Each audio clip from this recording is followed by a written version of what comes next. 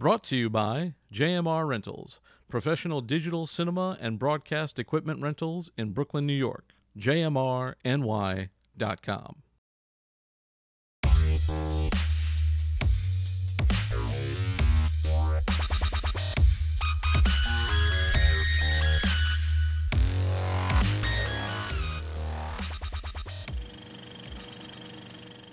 Hello and welcome to No Rest for the Weekend. I'm Jason Godbey, and we're here back in the new and improved Rabbit Hole studio for some indie film news. We got our Fall Film Festival preview, and to help me do that, we've got our very own red carpet correspondent, Miss Kayla Vera.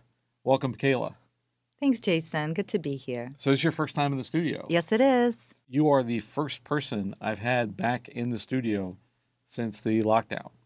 Wow. Yeah, so it's pretty special. Yeah, it's still a little bit weird because I haven't I've been here by myself to do different camera reviews and things like that, but now we're back here in the studio, and it feels good. It feels it's starting to feel like normal again. Yes. So we did a lot of work earlier this year. We've covered quite a few film festivals already. We covered quite a bit last year, especially toward the end of the year. We had a slew of them in the fall, and that seems to be the trend. Like a lot of the summer film festivals are now fall and winter film festivals. All were pushed back to COVID.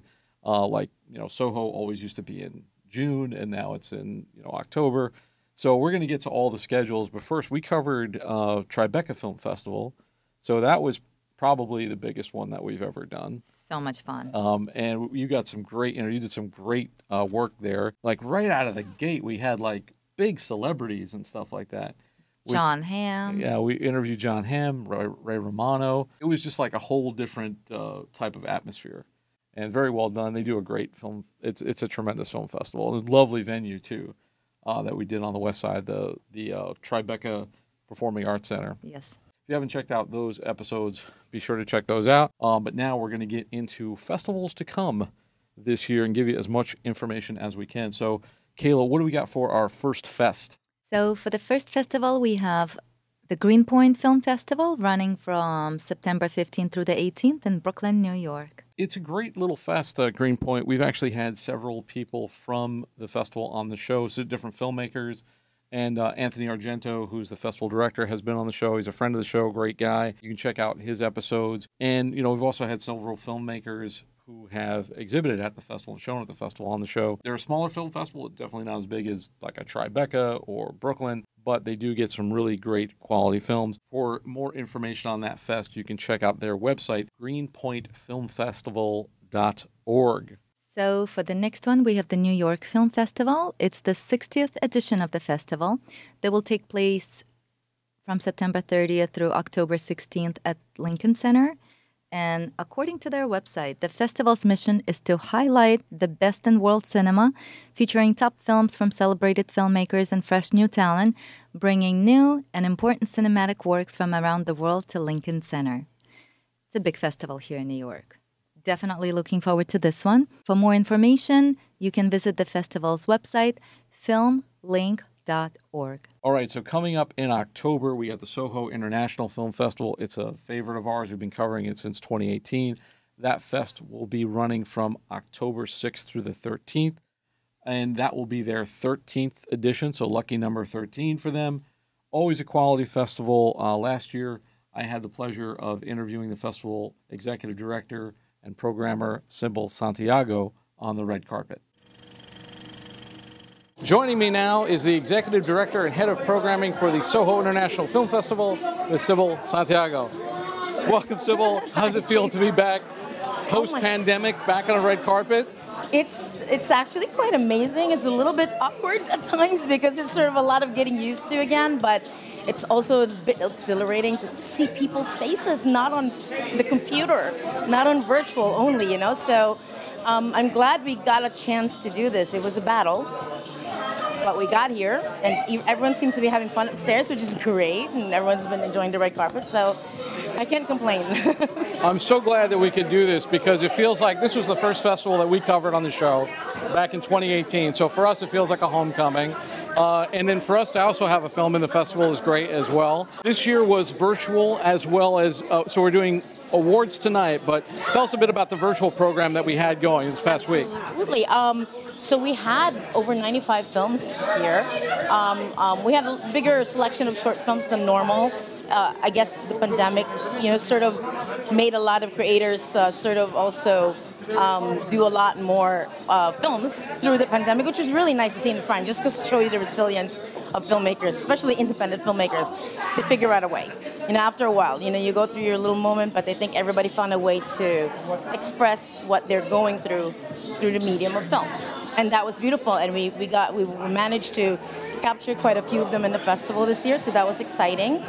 And we also reached a lot of really far countries that we haven't had in our program before.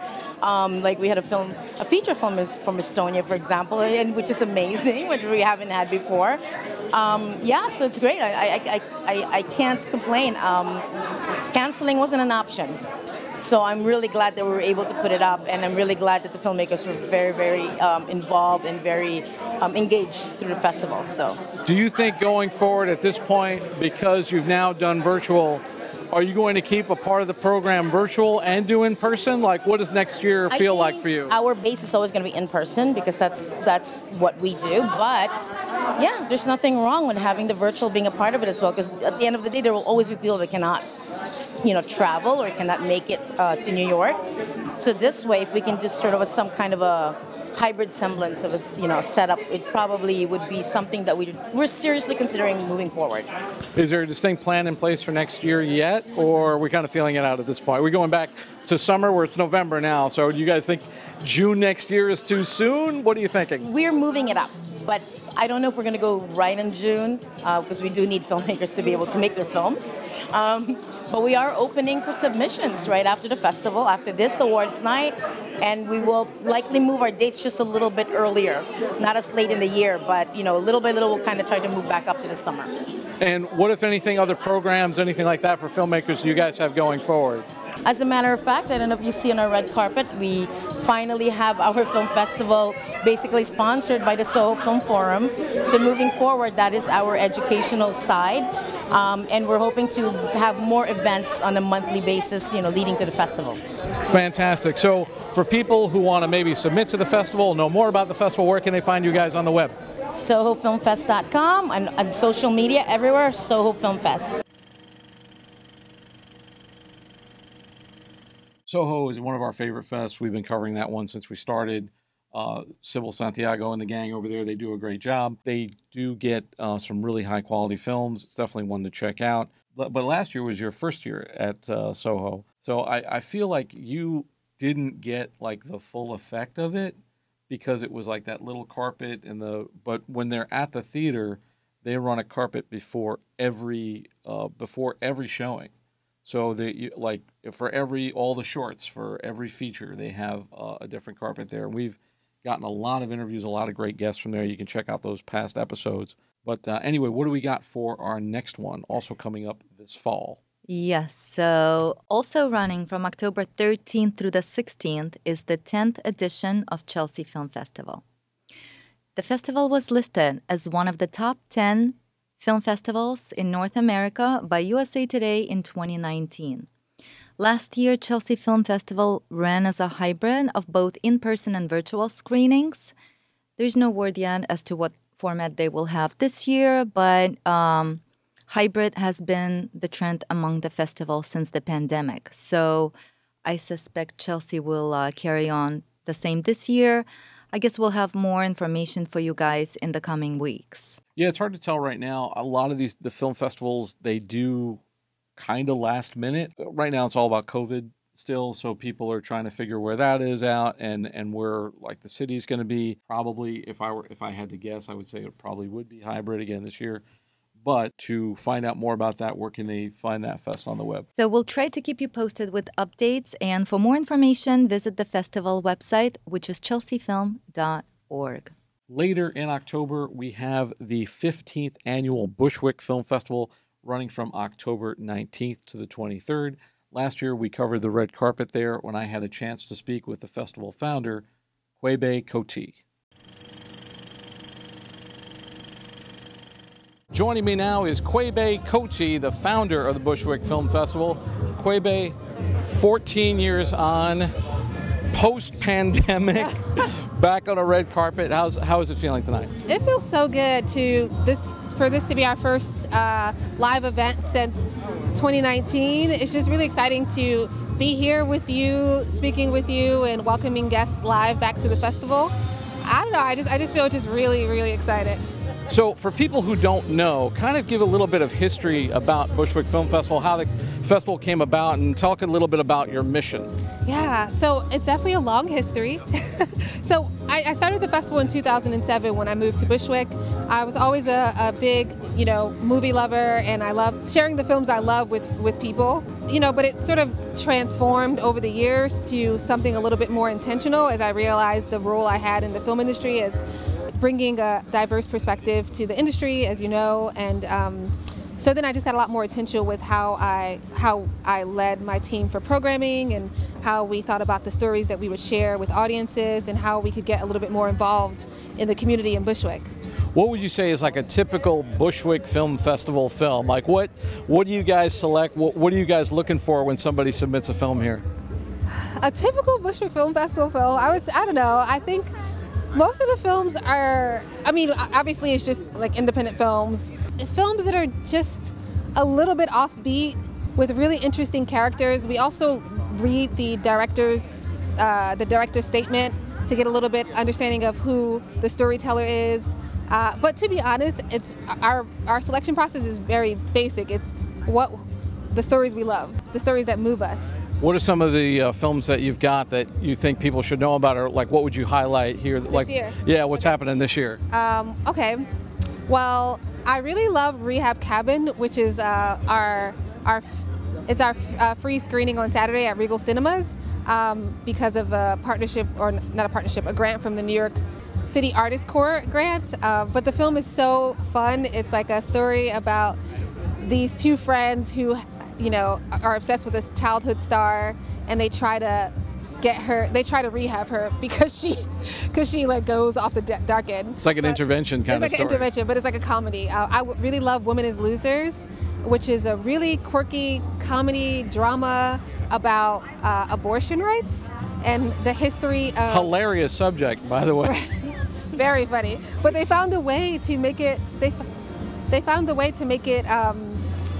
very entertaining and comedic, but it really takes you on a journey from how the abortion rights transformed and grew from 1960s until now.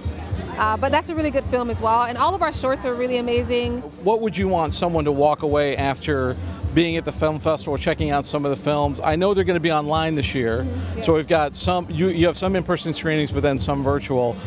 First of all, where can people watch them now? If they're watching online? Yeah, so you can watch films online at watch.bushwickfilmfestival.com. You can come in real life on Saturday, October 3rd at Regal Cinemas. But the interesting thing about this year is you can also beam into the metaverse. So we worked with Low Key Giants to create like a blockchain experience where you can go in and experience a lot of short videos and things like that.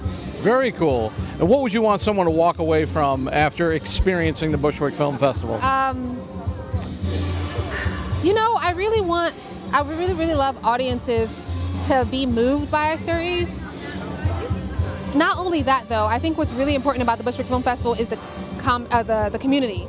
So I really want audiences to be able to connect, and that's what we missed so much about last year. Our community is so important, and when you come to a Bushwick Film Festival event, you automatically see the really cool, amazing, warm people that are here, and you have really fun, exciting experiences. So I just really want people to leave the festival valuing the friendships that they made, the experiences that they had, and the warm, like, hometown welcome that we try to do.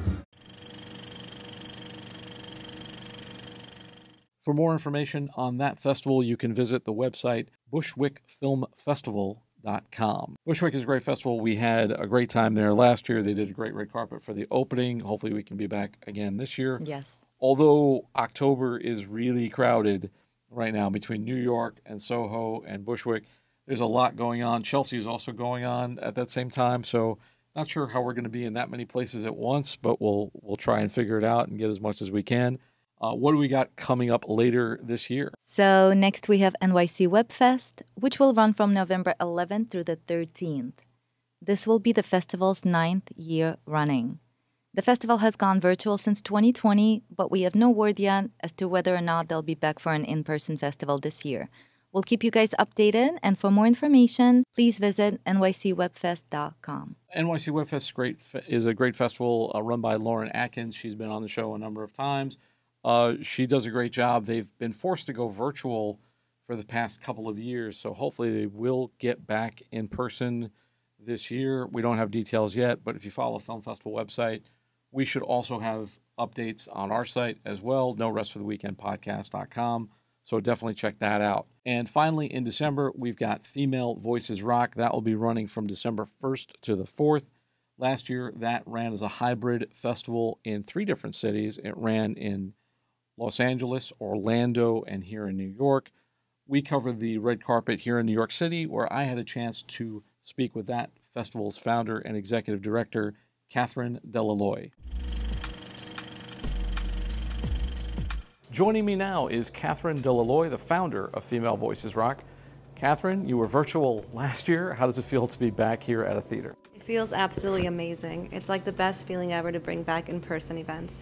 I feel like we've all just missed it so much, so to be able to actually be here with like a live crowd, a live audience, it's the best feeling in the world. For us too, because everything was virtual last year. Now we're back on red carpets again. This is our last one of the year, so you're bringing it home, bringing it in for a landing. You were on the show before, but for those who may have missed your episode, can you give us some background on the film festival, like how it started and what your mission is? Yeah, so I started the film festival because I was a filmmaker myself, and I just felt like there was like a lack of opportunity for women filmmakers in the industry. So after getting very frustrated about it, I thought, you know what, I'm going to create the opportunities for everyone else. So I started the film festival in a way to promote women voices, and it's just grown since there, and we've got an amazing jury, and now we're able to provide a platform that promotes female work and also creates a community where everyone feels safe to like share work and to hang out. And on top of all of that, it's also become a sort of like, yeah, like I said, a community, but also a place where everyone can just go and meet friends, you know. And I think in the age of the pandemic, it's so important to not lose touch with people. So I'm really happy that we've been able to like connect people and make everyone feel a little less lonely as well. This year, you know, because of the pandemic, you guys are a hybrid film festival. Can you talk a little bit kind of how that works, and also do you see hybrid as a way for the film festival to move forward? In January, we started talking about what we were going to do, and it was still so unpredictable what the climate would be like. So I decided, okay, we're going to do a virtual side for sure. And as the year went by, I was like, you know what, I think we can do something in person. So then the way it works, we decided to play like all the programs online. So all the films are being played on our virtual platform and in the cinema. And on top of that, we have a whole weekend full of panels with industry experts, everything to do with like community building, editing, producing, documentary. So we have an opportunity for filmmakers to join us from abroad who couldn't fly here, and then have parties going on in real life. Talk a little bit about the panels, because you guys have some exciting people talking on these. Give me some highlights. Yeah, so in our editing panel, we have Carol Littleton, who edited E.T., which is incredible. She's like a legendary editor, and she's joined alongside other incredible women, and I'm really, really excited about that panel. It's going to be incredible just to have her give us an hour of her time to just discuss her career, which has been incredible. It's really exciting. Yeah, it's like a masterclass in editing, which is so cool, and an area where a lot of filmmakers need help. Tell us going forward, where can people find you guys online if they want to know more about the film festival, if there's filmmakers out there who want to submit to you. Tell us how that works and where we can find you. Yeah, so the best way is to just go to our website, which is femalevoicesrock.com, and if you want to submit, you can submit your films through Film Freeway, or if you have a script, you can submit through coverfly.com. And yeah, we hope to see your work. I'm just really excited to keep growing and to, you know, provide more opportunity for female filmmakers. All right, so all of this information is subject to change, dates and so forth, as to whether or not the festivals will be in person or online. So definitely follow the websites if you want to know more. And you can also follow our website, norestfortheweekendpodcast.com. So Kayla, this has been fun. Thank you for being in the studio with me For people who want to follow you and know more about you, where can they find you online? You can follow my Instagram page, which is kvr.inc.